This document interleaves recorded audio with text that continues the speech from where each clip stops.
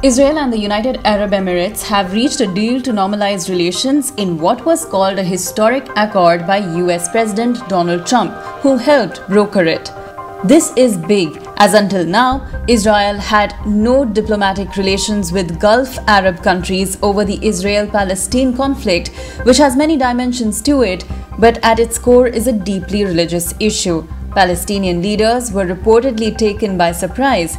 The Palestinian ambassador to the UAE was recalled.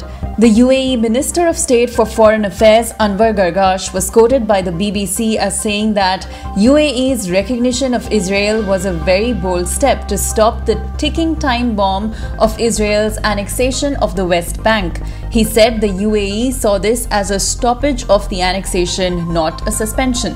This is only the third Israel-Arab peace deal since Israel's declaration of independence in 1948 after Egypt and Jordan.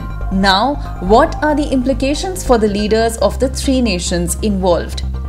It is a foreign policy victory for Donald Trump, who's seeking re-election in November.